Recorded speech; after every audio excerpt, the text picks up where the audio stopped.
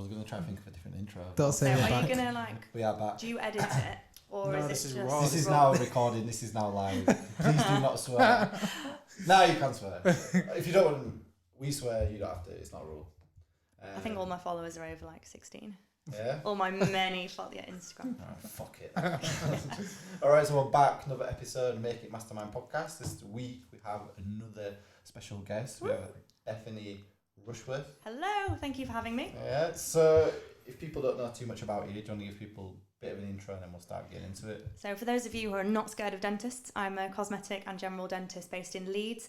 I work 4 days a week clinical and the rest of the time doing teaching, writing for different magazines, newspapers, hands-on workshops and working with various brands in dentistry, helping with their branding, for them working with young dentists, that kind of thing. So a mixture of clinical and non-clinical work. For those of you who are scared of dentists, my name's Beth, I live in Leeds and I really like running and eating out. Do you know, that's actually a really good intro. That's the best intro you've had for Thanks. a long time. I have a bit of like a disclaimer whenever I meet anyone. So if I'm out and they go, "Oh, what do you do?" I'm like, "You maybe a hairdresser." There's not many people scared of a hairdresser. Or I try and think of something that's not. As soon as you say dentistry, they're like, "Hey, dentists." Oh, So, it's a little bit of a conversation killer. Like, yeah, it is. Yeah, I bet you get either tons of questions or like, I'm just gonna. yeah, I either get a finger fill in my the glass mouth, up over like, here. yeah, exactly. Like, oh, I'm a dentist, and you get, oh, this is and there's like fingers in the mouth. Something and- wrong back here. Yeah, and I'm like, lie down, it's fine, get on the right, there's a couch there, and I've literally, What an in a bar, awful- people lying down, I'm counting the teeth. I started to feel a bit bad for you, and I was like, what an awful scenario. Like, I just meet you for the first time, and the two reactions are you leg it, or you just open your mouth right in my face. But that could be a Actually, client. Yeah, but imagine, oh, hi, I'm just James. polar I'm Julian, I'm a opposites. dentist. Yeah, true. It's just that one or the other. There's never like, oh, that's nice, cool, like, what are you doing this weekend? It's either, I hate you, or it's, please, can you just look at my tooth and the saliva's there? And but usually I go back into dentist mode and I'm like, fingers in the mouth. Like, yeah, sure, let's get you sorted. See you on Monday for the appointment too. So how Yeah. long have you been doing what you've been doing for? So I started working in a dental practice when I was 14, so helping with paperwork, filing, kind of just assisting basically, because I wasn't allowed to do anything clinical. And as soon as I was planning to be registered on a dental course, so basically doing my A-levels, I started doing dental nursing. So from being sort of 14-ish, about 12 years, I've been in dentistry. I went to university in 2011, did 5 years of dentistry. I did a combined master's and bachelor's in dental surgery. And then following that, I did foundation training in Sheffield, which is like the introduction to dentistry in general practice. I worked in Leeds doing head and neck trauma surgery, and now I work in general practice. So I've been doing dentistry in practice for 3 years, and I started my sort of dental hands-on work about 8 years ago. Oh. Well, when you were 14, how did that actually come about? Like, what was it? Because it kind of... The catalyst Do for people that, dream yeah. to be dentists? Are you pushed into it from the family, Not to or be. was it? Yeah, I had no choice. No, not really. So, my dad was a dentist. He's retired now, and my mum was the practice manager. So I was brought up in a dental family. But I never really understood what my dad did. I didn't realise what that meant, because to me, going to the dentist was he went A, B, C, D, E, A, B, C, D, 1, 2, 5, and I had no idea what was going on, and I would leave. But then when I went to an orthodontist, because I'm missing some of my teeth, they never developed, I had to see an orthodontist, so they do like braces for children. When I was around 8 or 9, I thought she was really cool. I was like, I want to be like Fiona. So I never realised that what Fiona did was the same as what my dad did. So from that point, I wanted to be like Fiona, and she knows that now. She thinks it's quite funny that she was like my idol, but that was my reason. Having a nice dentist does go a long way. I remember when I was a kid, like, I liked my dentist. I was never scared to go to the dentist. I was like, oh, mum, when am I next going to the dentist? But then you get like a bit of a stickers. Bit of a yeah, definitely got stickers. I think I even got lollipops with my dentist, which is, now thinking about it, it's a bit... That's a good business model. Yeah. Oh, your teeth your are back perfect. Hurry up and need a filling. 2 for you with your perfect teeth. Basically, so yeah, it makes perfect sense. So 14, you're working, and then what? 16, you had like a definite path. Basically. Yeah. From as soon as I started doing anything hands-on within the practice, I thought, yeah, this is what I want to do. I still didn't really appreciate what was involved and the stresses that there might be, and because obviously I never really saw, or maybe I didn't realise my dad was stressed, or I never perceived any dentist to be stressed, so I didn't quite realise what it would entail to be the dentist, because as the nurse, I was supporting him, but ultimately the decisions didn't lie with me and the responsibility didn't. So I had responsibilities, but not with the same kind of level of consequence as what lies with the dentist. Ah, okay. So I was sure I wanted to do it, and then I started and thought, oh, do I want to do it? Yeah, I don't want to jump too far forward, but when did you actually have that realisation of the kind of the... Because I always think that's a bit trivial now, but I always say it to my barber, like, oh, I'd love to cut hair, but I'd be so worried to fuck up someone's hair. Yeah. So imagine that times 10, you're fucking up someone's teeth. Yeah, because teeth don't grow back. They don't grow back. You got two sets, and one's permanent, Yeah. and then If you chop it off, they're not going to grow back out. We're not sharks.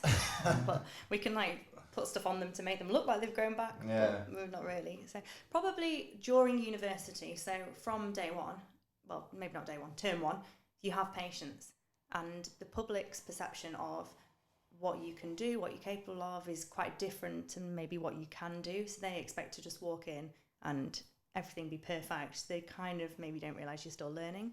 So from day one, we had patients, and while all our housemates or whoever lives on your corridors going out, getting drunk, getting in at 3 a.m, maybe 5 contact hours a week, we were in 8:30 till 5, or 9 till 5:30, 5 days a week seeing patients. And that responsibility kind of hits you really quick, because you think, well, I can't go out drinking because I've got to be on clinic tomorrow. You can't be drunk drilling someone's mouth. Like, Sorry to interrupt you there. That reminds me of that episode of In-Betweeners. You know, I don't know if you guys have seen it, where she's training to become a dentist. One of the girls off there, she comes in drunk and drills a hole through one of the... I can't believe I haven't seen it. I've mouth. seen most things dentist related, like my life revolves. Yeah. No, I've not seen it, but yeah, It comes with a lot of care, like you say, right? Responsibility and expectations, and it kind of gives you an appreciation for how different people are and their beliefs and their understanding, and you're having to constantly adapt the second someone walks through the door. So I'll see 20 patients a day maybe now, which is fairly low compared to some NHS dentists, maybe 30 to 40 a day. And for the last year, I'd say 60% of people, it's the first time I've met them, maybe more, 70%. Some are on their 6-month recall, so I'll meet them a few times. Most people are new to me, and every single person, you're having to kind of measure them. Maybe you've got 15 minutes to meet them, make an impression on them, diagnose them, give them treatment options, make sure they're happy, comfortable, make sure in the back of your mind you're also thinking of the diagnosis, what's the right thing, pros and cons, planning it all. And then they're off out the door and the next one's in. And even if you feel rubbish 20 times a day, it has to be, hi, how are you? Oh, I hate dentists. You're like, oh, good. Or any allergies? Yeah, dentists. All day. And you're having to have this constant 100%, which is quite challenging with all the different types of people and what they want from you. So have you always been a people's person then from a young age, would you say? Or is that something you've had to work on with, you know, being able to stay in the mood? Yeah, I've had to work a lot on my not letting things linger in my mind. If I think someone maybe didn't like me, or I've always had issues with wanting people to like me and approve of what I'm saying and doing, and obviously that's not possible to have everyone be 100% happy, especially when you're seeing hundreds of people, like 100 people a week that I'm wanting to like me. So it's taken a lot of time to develop the confidence to speak to all types of people. I think in general I'm not ignorant to the fact that I'm privileged, and I've come from a nice, safe background, and I've been supported to get to where I am today. However, there are some disadvantages in being a young woman, in that whenever I'm maybe older men, they've been used to seeing older male dentists, and all of a sudden they've got a young girl and they're like, who are you, what do you know? So that really knocks your confidence, because as soon as someone's questioned you, you're trying to multitask, you're trying to do the whole diagnosing, give them all the right options, whilst trying to make them trust you, whilst they're obviously not trusting you at all. And I think that is something I've really had to work on, like my confidence and not letting that interrupt my flow, and still being able to give, even if I don't think I'm getting anything back from someone. Yeah, do you know, that's a perspective that we never appreciated before we started the podcast, and then we started to interview like other females in like quite high positions. Like I think it was Ellie from Matcoms was the first person, wasn't she? Jodie as well. And Jodie Hill, yeah, basically like saying like it is unfortunately still the thing of like there's kind of a prejudice of maybe a certain age demographic of males. Me and Jodie have spoken about it before. Yeah, so it's kind of sad, and obviously like we're not women, so obviously so we're never going to experience it. Yeah. So and it's kind of sad, but yeah, to hear it and then to to see how people have like worked with it, and I've been there's definitely people more affected than me, and there's definitely people way more prejudiced that there's groups of people who, no matter how successful they are, will have it a lot worse than me. But it's definitely something which, when you said about have I had to learn to become a people's person, I've kind of had to learn to become an every person's person. And I've always been fine in my own circles, my own friendship groups, but it was very sheltered. And all of a sudden I've done a year in really high needs area in Sheffield, where people don't necessarily have all the teeth. Some of them don't have cars, and you have to be really careful what you're saying, and things you might complain about or think without them thinking, oh, it's all right for you.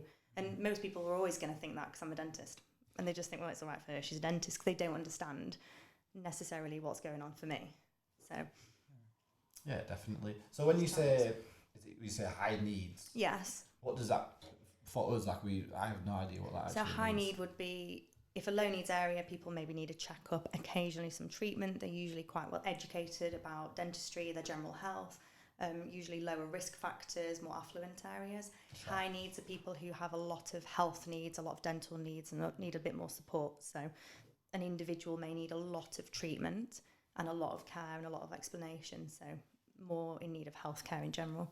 So that must be a pretty steep learning curve. Yeah.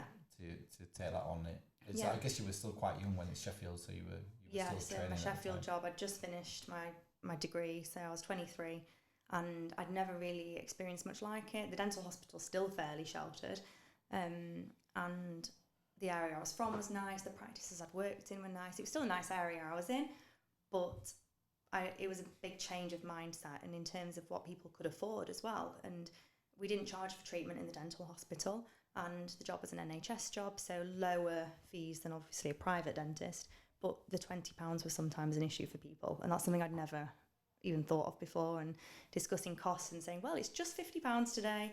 For some people, £50 was their savings, and they were living paycheck to paycheck, and I really had to consider that and learn quite quickly of a whole different way of life, which I just hadn't been exposed to.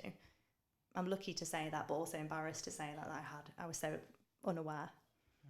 Yeah, definitely. So do you know, when it comes to teeth, like I always feel like they're kind of just neglected in kind of a way. Like it's always like 100% put on parents to just be like, brush your teeth twice a day and get on with it. And I always felt like, oh, are you always going to have issues, or is it like there's not enough kind of education around looking after your teeth like there is looking after yourself? No, there's a massive lack of education, and education is so important, like prevention, because the more you understand, I'll explain things to my patients and they'll go, oh, I wish someone had told me that before, because then I wouldn't be having these problems now. So much of my time is spent educating patients, and I've got little 3D models of teeth in the surgery, we get pictures out, and that's a luxury I have because I work privately. I have more time, and I'm not under the restraints of targets on the NHS, which does pressure you for time. So I can take an hour if I want to explain to someone their condition, educate them, and give them the tools moving forward to improve their dental health. So education, like you said, you can change things. You're not all destined to have terrible teeth forever if you did at one point, but a lot of things are irreversible. Once your teeth are loose, once you've lost teeth, they're gone. Do you think people know that though? I feel like people don't know that. I feel like people are not really aware, like, oh, once that damage is done. There's probably 3 categories. There's the small category in the middle who kind of appreciate it. They're working on sorting it out. There's a category who think, well, I'll pay you. Why can't you just make it right? And then there's the category who just really haven't been educated. So sometimes you can educate them and they'll try, but maybe still won't get there. There's the middle group who educate them. They try and it's successful. And then there's other ones who you educate and they think, well, I've paid you to fix this, so why is it still a problem when it's something they're doing? What do you find the most common teeth problems are that people periodontal disease? So gum disease is like 45% of adults in this country will have some gum disease. And what are the causes of that? So smoking is a risk factor for gum disease. So if you smoke, you're much more likely to have gum disease. Basically, when you smoke, the blood vessels in your mouth shrink away from the surface, and they're what carries white blood cells, which heal the gums. So you're more likely to get worse infections and poorer healing. Poorly controlled diabetes. So if you have diabetes that isn't well controlled, then you're more likely to have gum disease, and worse disease than someone who, say, has the same mouth as you but doesn't have poorly controlled diabetes. And the biggest thing for in general is poor oral hygiene. So looking after your teeth and cleaning them. This is the typical dentist phrase, 2 minutes twice a day, but it's so important. So cleaning your teeth, cleaning between them. The cleaning the dentist does is just accessing areas you can't and giving you a clean slate to maintain. It doesn't do the same. It's like, I say this a lot to my patients. I'm careful who I say this to because I don't want to cause offence. But I say, it's like seeing a personal trainer and then not doing exercise and eating cake for 3 months and then seeing a personal trainer. You're not going to get the results. I look at them and think, are you going to be offended by the eating cake comment? And then I don't say it. But if I don't think they'll be offended, I say it's the same as that. And you can come and see us and clean your teeth, but if you don't brush them for 3 months, you're not going to get the results. So definitely gum disease is a big one. Do you know what, like, it is true. I had when I first went to back to the dentist like 3 years ago, that was the thing, like, it was a gum disease. Like, it was like, you need to just get that on lock, basically. Right. Yeah. And I don't know, but then they always say, oh, you're going to use these little toothbrushes, and I'm like, yeah, but then they don't. There's like the for graph. a couple of Come, days. a few days, and then I'm going to the dentist next week, and you're back on it again. It just makes me up my subscription. I'm just like, oh, maybe I'll just get more. Do you want to know a secret? More hygienist visits, and then they'll just clean them more often. Well, now that's it. That's your so 3 personal trainer sessions a year. That's what you're doing. You're like in the 12. personal trainer mindset. Yeah, you need. I am. Like, when you said it, I was like, shit, I'm in that. This is That's you. Do you want to know a secret? This is Smash big. a cake. Yeah, I do. Go on. We can tell if you've not been brushing your teeth. Like, even if you've brushed them really, really well that day, we know if you haven't in general. There's little telltale signs. Really? What are some of those? So we've got this little metal stick. So it feels like the dentist just stabbing you in the gum for no reason. Yeah. If we gently stroke your gum with that stick and it bleeds, we know you've not been brushing your teeth. So it takes a couple of weeks, like quite a few weeks of good brushing for that to not happen. So we can tell. And calculus, which is like hard bacteria on your teeth, you can't clean that off with a toothbrush. So if we see it, we're like, yeah. Do people lie? This is going to sound bad, but there's not a better way to ask it. But do you find that patients will bend the truth? Oh, yeah. Right, so when we were at uni, it was like, if you ask someone how many times, like how often they use the brushes, like divide it by 2. If someone says how much they smoke, times it by 2. If you say how much they have sex, divide it by 10. And that was like our rule. So it's basically, I look at someone, if they say how much they smoke, I'm like, you definitely smoke more than that. Or you definitely brush less than that. And you'll go, oh, just show me your technique. And then they're like stabbing themselves, and they can't even get it between the teeth. And you're like, oh, yeah, so is this the one you use every day, yeah? And they're like, yeah, damn it, can't get it in. Honestly, and they walk out the door, obviously, because we have to be nice to everyone, we're like, bye! And as soon as they go, we're like, bullshit. Literally every time.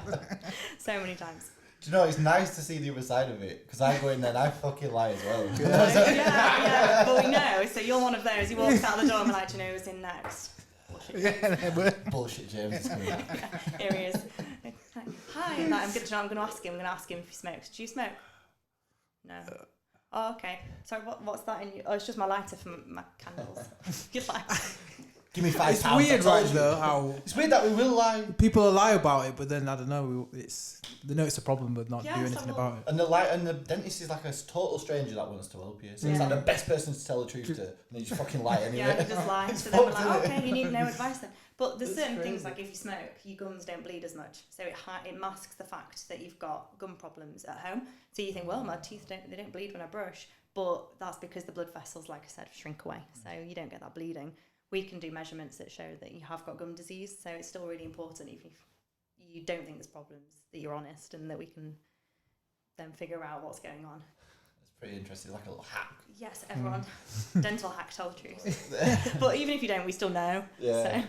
So do you know what? To come on to like a different kind of angle. Yeah. So, what are some of the kind of the pressures and the stresses of kind of knowing that you wanted to go down that career path at a young age? Did you ever feel stressed, pressured? Yeah. You know, a bit kind of maybe like some sort of like anxiety towards like definitely knowing what you're going for. Like there was the pressure. I've always put pressure on myself. I don't think anyone has ever put pressure on me.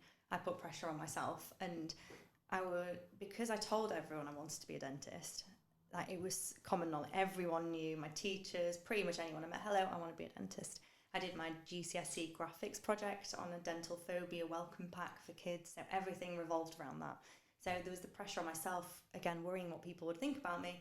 Oh, I'm going to look silly if I don't get in because I've either not performed poorly at interview or I've not got the grades.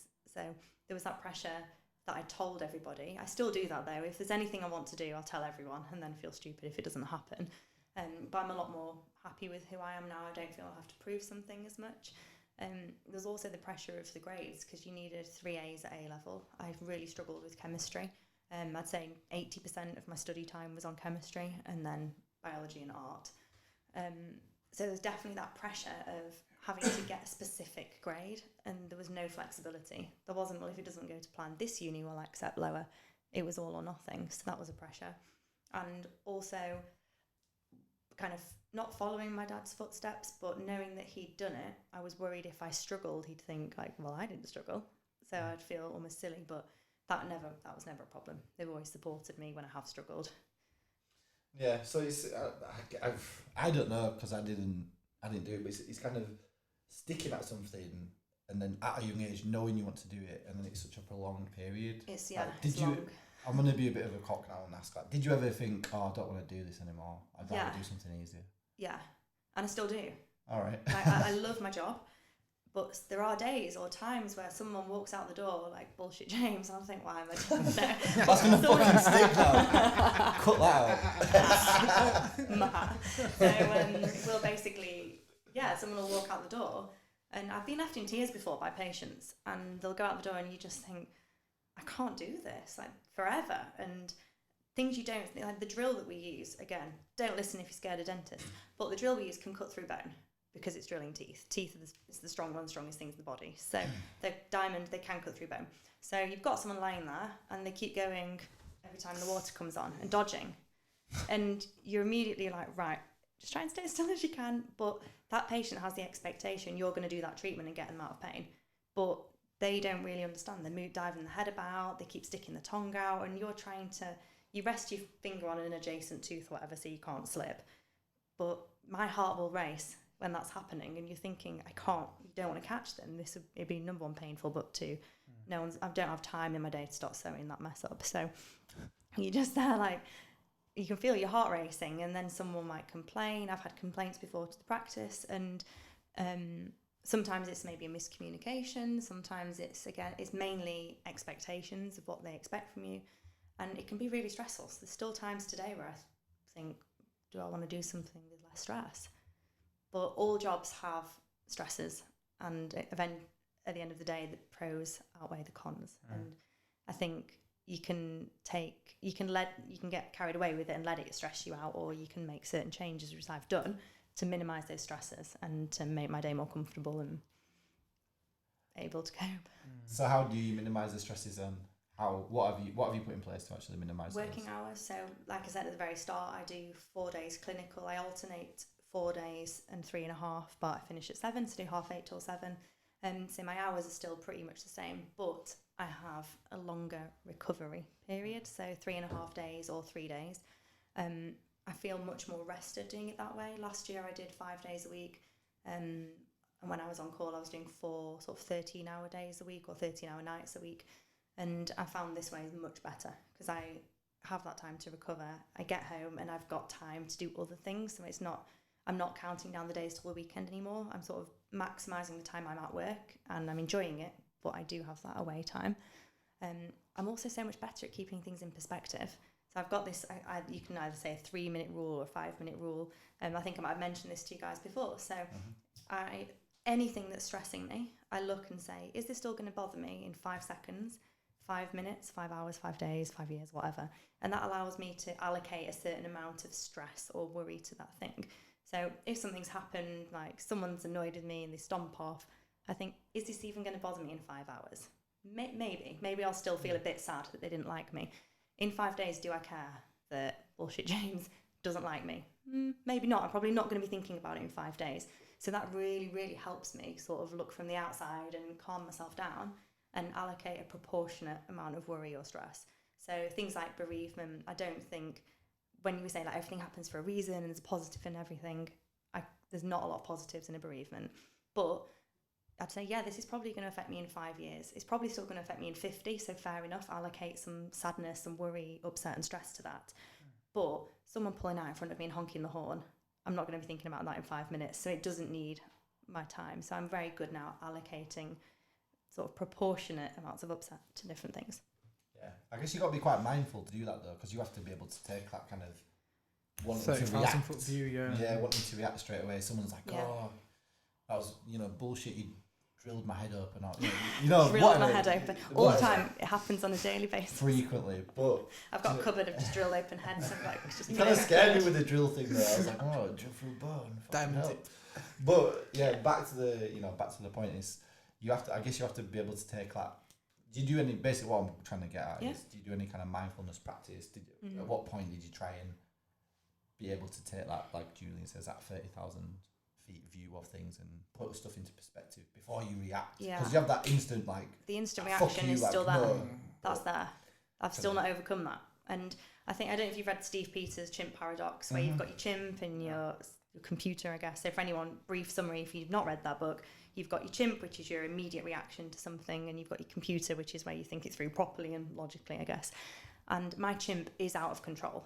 And I don't think I'm ever going to get that immediate reaction under control. It's always going to be there. There's always going to be the, oh my God, that man didn't like me, or that woman didn't like me, or they rolled right. That's never going to go, because it's just how I'm wired and it's how I've always been. And for years and years, I've tried to fight that, but I've accepted that's not going to happen. And I used to feel really bad that it wasn't happening, because I'd think, oh, why do I feel like this? Why is this my reaction? Why does that upset me? And I accept that. It's the way you're wired, and I'm quite good now at thinking it's the way you're wired, 5-minute rule. And I have to talk to myself in my head most of the time, all the time. I have to say it multiple times a day, probably multiple times an hour. I have to say, this is my reaction, okay, it's fine, that's your chimp, and then address it. So I haven't got over that initial reaction, but I'm accepting that, and it's made me happier. Yeah, that's the point, is probably accepting it, right? Yeah, being at peace with it as opposed to fighting it every time it Yeah. comes up and not knowing why you're out of control because of it. Because my partner doesn't have that. Like the thing that instant stress, that reaction, the things don't bother him like they bother me. And I used to get really annoyed. I'd be like, why am I not like that? Why does it bother me when it doesn't bother him? But we're just different, and that's okay now, because I can then think it through to react appropriately. And I don't, obviously, tiny little bits of stress, ideally you don't have them, but if you can manage them and put a bit less pressure on yourself to, because there's mindfulness everywhere, isn't there? There's like this, you should be meditating, you should do this, you should do that. And the kind of people who I think would benefit from those practices end up getting more stressed out because they think they're doing the practices wrong. So like whenever I've tried to meditate, I sit and I'm like, oh yeah, like chilling, and then I'm like, oh, that patient that was in at 3:00 yesterday, did they really like those veneers? And your mind starts wandering. But I've accepted that doesn't necessarily work for me. That's not how I unwind. I need to do exercise where I'm pushing myself and I'm thinking, am I about to collapse? Where's the pull cord, like the emergency pull cord? And that's my way of switching off.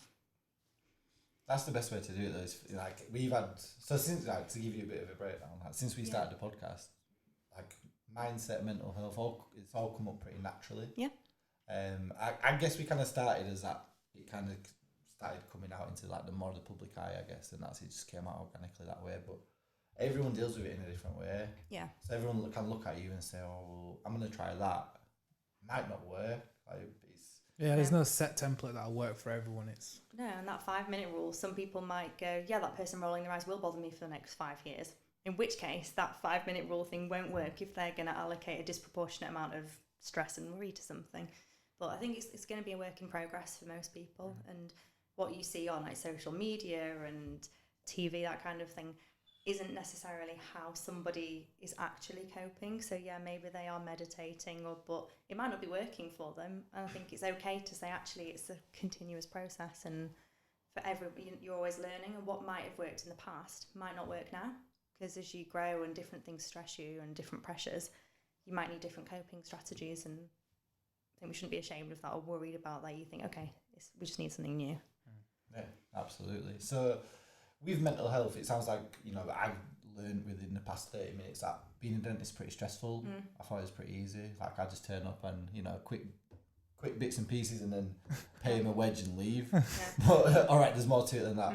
But what strategies have been put in place in probably current times to help, dentists coming through and, people working in that situation around dealing with the stresses of mental health?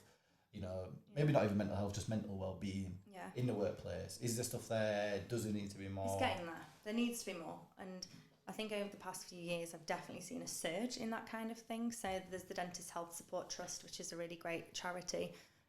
But they've had like over 250 referrals in 1 year of dentists in need of help with either mental health or addiction problems. 250? Yeah, and we basically have a governing body called the GDC. It's General Dental Council, and they sort of oversee dentists in the country. We have to be registered with them. We pay about £900 a year to be registered as a dentist. And if a patient has a problem that they decide is way beyond the scope of what your practice can deal with, they may report you, and you can be suspended just while they investigate things. So it can be quite a harsh process, and people take their lives over it. It's sort of the biggest time for dentists to take their own life is during a GDC investigation or trial. So it's called a fitness to practice, where they basically question whether you are okay to carry on being a dentist. But it's very patient weighted, so it's all often in support of the patient. So they can make a false claim, and you can be suspended from working until it's resolved. So the Dentist Health Support Trust is working really closely with the GDC to try and help make sure that strategies are put in place. So previously, fitness to practice letters would be sent out on a Friday. So you'd find out you were being investigated, and then all the offices would close. So charities are working with the GDC to try and improve that. I mean, there are good sides to the GDC as well, but they're trying to improve things like that. There's also there's one called the Mind Ninja, which is basically like cognitive behaviour therapy for dentists, and a girl called, can't remember her name. I'll get back to you about her name. I'll comment it on the podcast. Sure. But she's basically going into different practices and helping people with cognitive behavioural therapy and mindset, and helping practices and sort of corporations to help their staff cope a bit better. But there's just not much.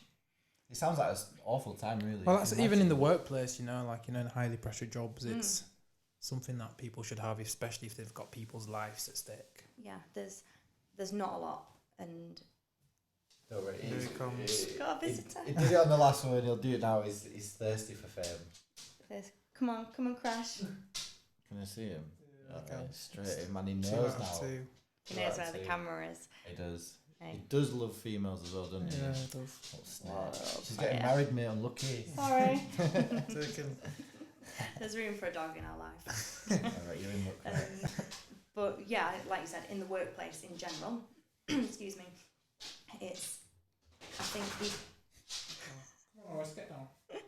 there's definitely room for improvement. I think Jodie talks a lot about mental health within her company, and I think she's been trialling a 4-day work week, and she's a massive advocate for helping her own staff and encouraging other companies to help their staff. Now, in dentistry, the dentist is, when I say the top of the hierarchy, I don't mean in terms of importance or whatever, but they're expected to sort of have the overall responsibility. And I spend a lot of time making sure the nurses who work with me are okay, and I'll help them clear up and wipe down and set up and just make sure it's a good working environment for them and support them. But often there's no one above me. So there's no one there. There's a principal dentist who owns the practice, but in general, we're all in the same boat together. So there's no one above then. It's like at school, you've got your teacher, and the teacher's got the head teacher. It's like there's no one above the head teacher for them to go to. So you can often feel like the mother hen, I guess. And take a lot of responsibility. Yeah, and throughout the day, like I said, you have to be 100%. You can't say to a patient, I just feel a bit stressed out today, because they'll think, don't want to go in my mouth. So yeah, it's quite difficult, and you bottle it up a bit and take it home. And then I obviously don't want to take that home to my partner and come through the door. I still do, but you don't want to come through the door and be stressed out. How important is it to have a supportive circle of people around you that you can maybe vent to and open up to? Very. And I think it's so difficult unless you're in it to understand why it's stressful, because you think, like you said, all you do is count teeth and you get paid and it's great.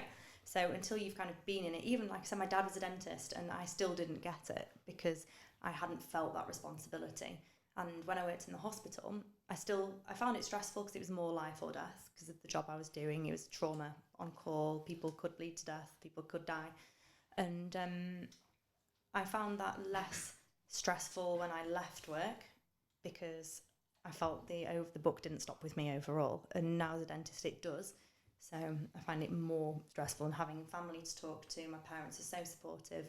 My partner's really supportive, and I have a lot of friends within dentistry. 'Cause dentists are a bit weird. They're all kind of interlinked, and dentists marry dentists and then have dentists as children. Okay, like a long line. So tell me to flip it to another side. Yeah. So what kind of the reason why we noticed or like wanted to get you on a podcast? One was that side of things. Yeah, free consultation. Some free braces. Yep. And, You're back for that. And actually, just to kind of say, like the way you use social media, like sometimes people think like, oh, dentistry, how does it even have a place with social media? Yeah. And then you obviously use it to very good effect.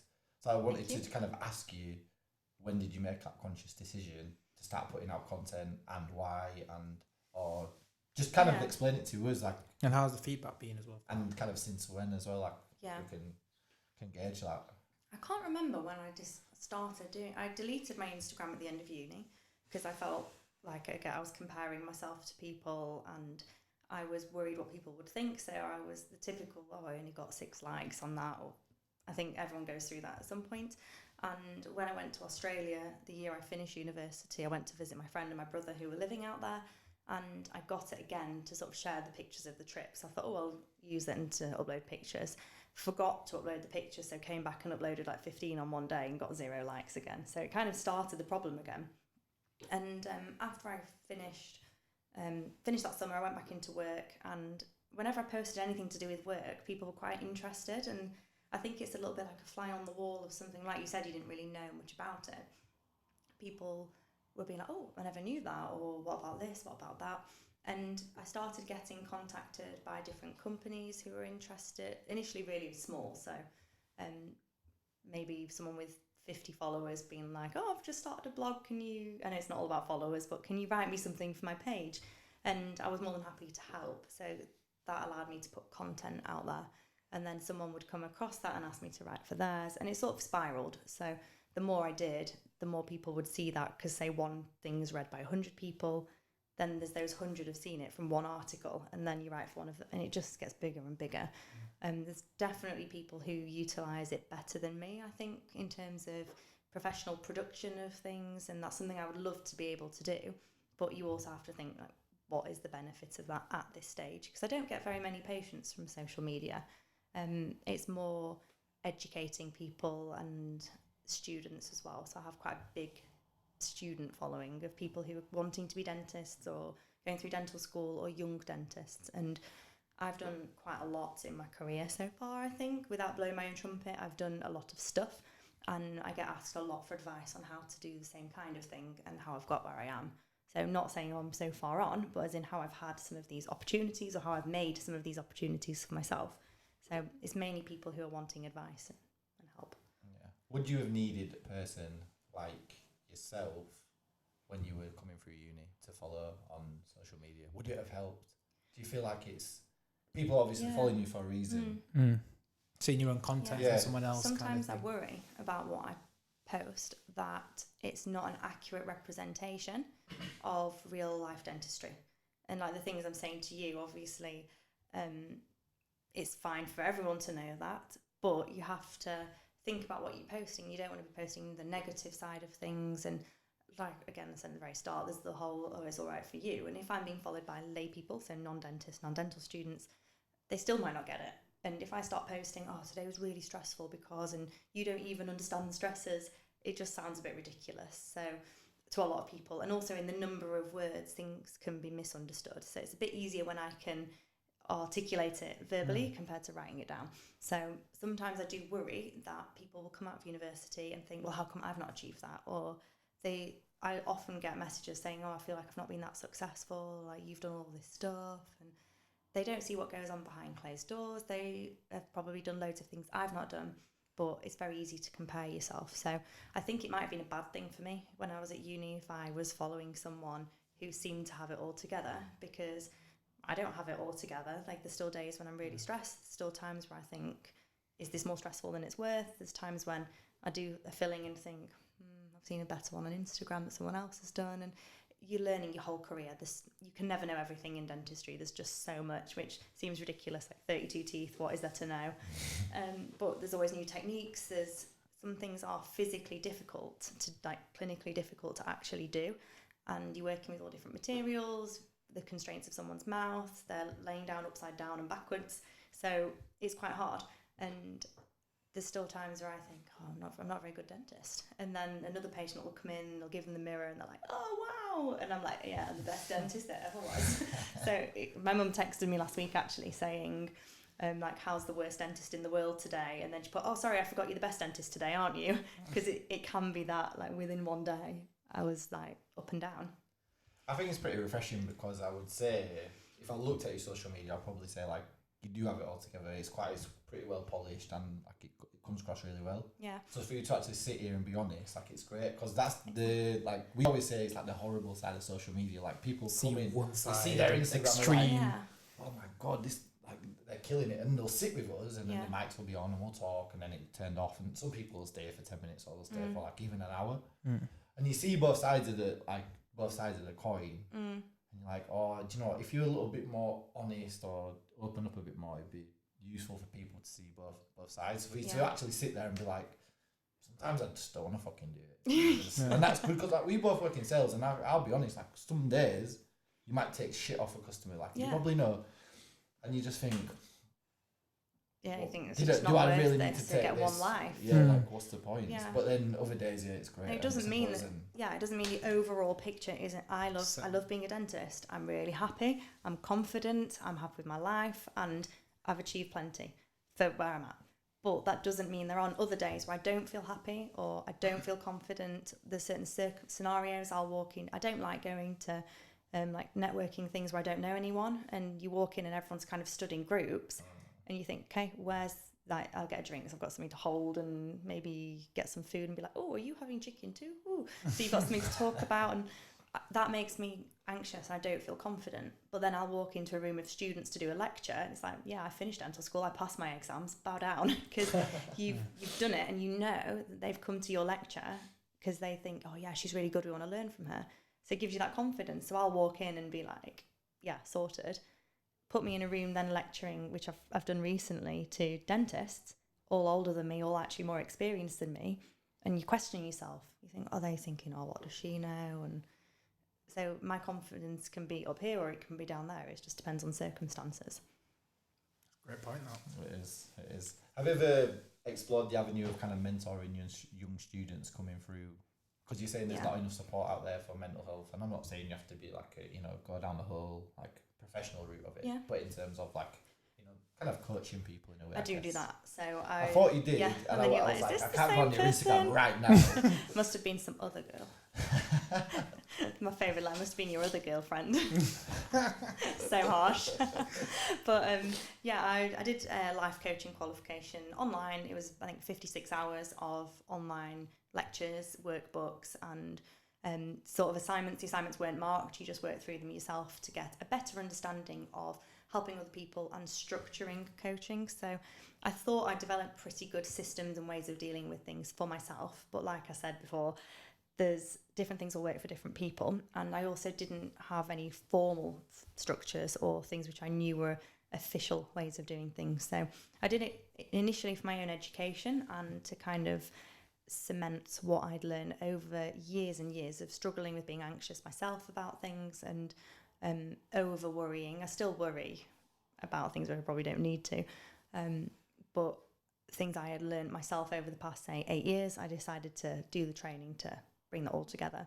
And I pretty much daily get asked for advice through social media. So often people who don't follow me, never heard of, I don't know who they are reaching out to me saying I'm really struggling or I'm really unhappy or I want to achieve this. How would you go about doing it? So I wrote an 8-week coaching program. The first 4 weeks are available already, which I don't have any formal qualifications, and it's just advice, but it's ways of structuring things, goal setting, working through sort of what you actually want from life. And sorry, I don't know if there's a microphone on the table.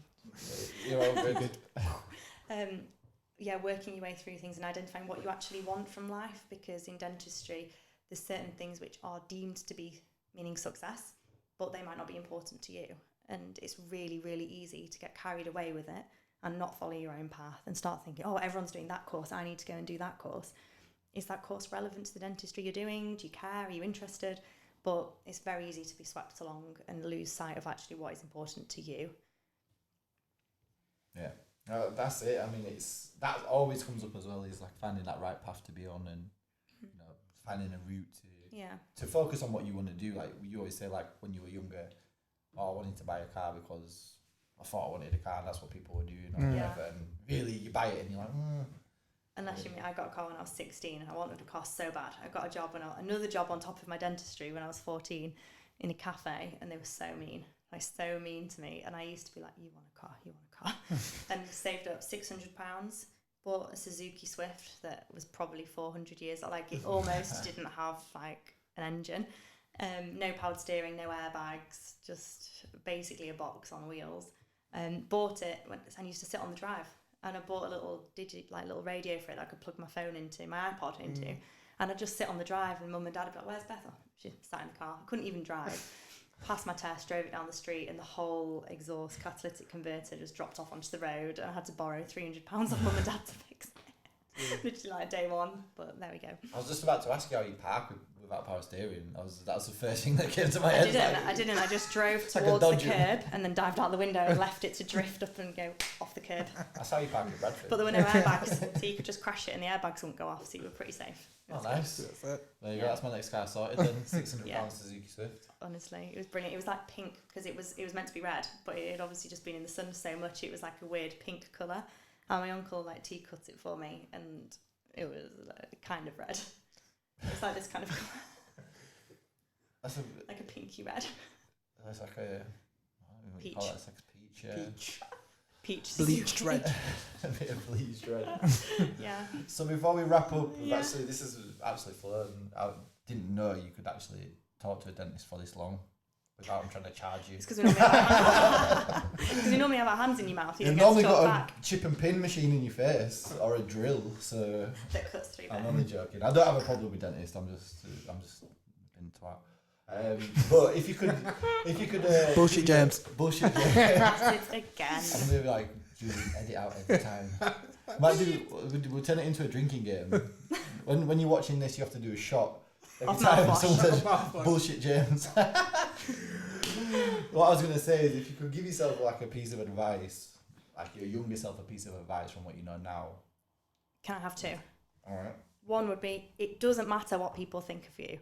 Like, it just doesn't matter. I can't believe... We used to go home and say to Mum, people were chasing me at school, and she'd be like, well, stand still and they can't run after you.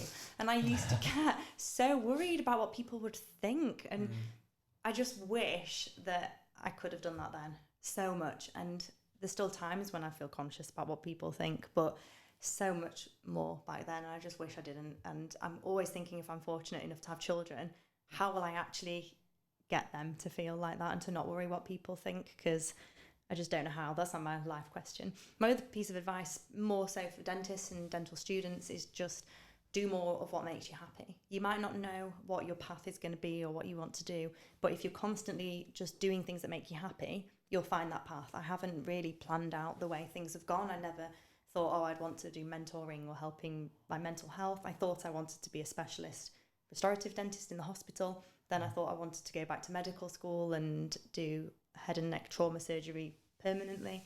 And my path has just happened naturally, but just doing things I enjoy. So I'm getting sort of happier and happier because my time is being filled with more things I enjoy. And you don't feel pressured to do what necessarily other people enjoy. Like mindfulness, if you don't want to sit and meditate, then don't.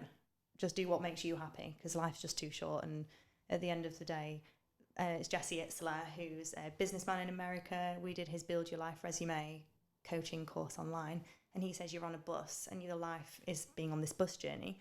The bus will never stop, and people will get off the bus, but the bus won't stop for you. There's no going back. You're just going to keep going. And I think that's simple. I remind myself of that every day. I'm trying so hard to be more present and be happy now, because we spend all our time, if only I finished GCSEs, if only I finished my A-levels, can't wait for this job, that promotion, that, and then your life's gone and you've just wished it away. So I'm trying so hard to be more present and just do things that make me happy.